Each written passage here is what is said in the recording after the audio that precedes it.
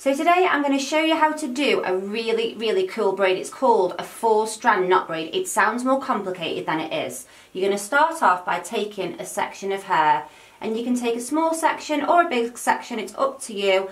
I'm going to take a fairly small section like so. You might need a little bit of a wax spray or water spray just to help with flyaways with this style. But don't worry if it isn't perfect, like it still looks really good, this style does. So you're going to take that section, you're going to break it into 2. And we're then going to tie a normal knot. So I'm just going to go underneath with the left section, just like a shoelace, bring it forwards, and then just tighten, like so. Then my beautiful model Alicia is going to hold those sections for me, and we're going to grab another section. You're then going to get another section of hair. Again, you're going to split it into 2 and do exactly the same knot.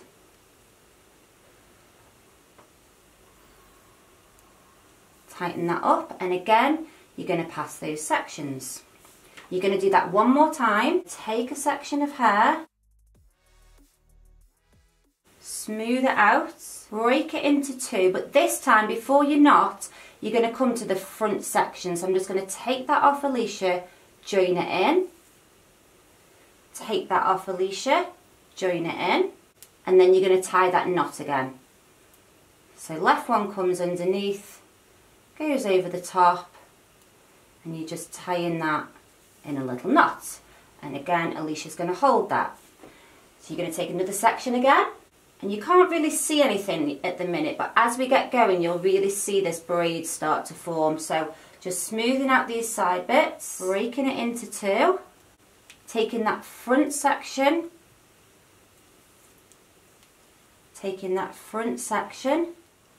and tying your knot. So just keep taking these sections. So obviously the bigger the sections, the less sort of intricate the style will be, but it still looks good. Or you can take really small sections if you want to. But you're just keeping on breaking it into 2, taking that front section, adding it in.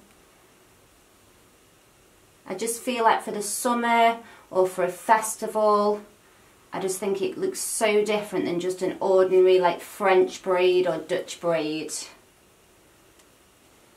It's going to stay in all day, and weirdly enough people always ask me, how do you take this out? It literally comes out easier than a braid, so don't worry, don't think that because you're knotting the hair it's going to be really hard to take out. It really isn't. So Alicia's doing really well, she's getting her arm exercises in here for me.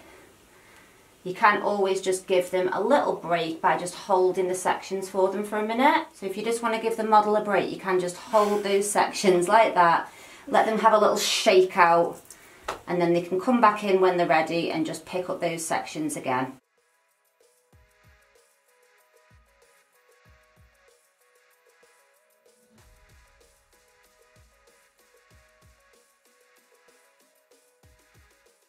So just getting these last ones in now, the nape of the neck, tying that up like that, taking this one on this side and this one on this side. So I'm just connecting all those together with an elastic. Now you can just leave a ponytail like that, but I feel like the ponytail is quite thin because we've kind of braided a lot of the hair into this sort of the plait, so it's kind of made quite a thin pony. So with this ponytail, I'm just going to go in, hold it with one hand, go in like that, and almost just kind of like loop it through on itself.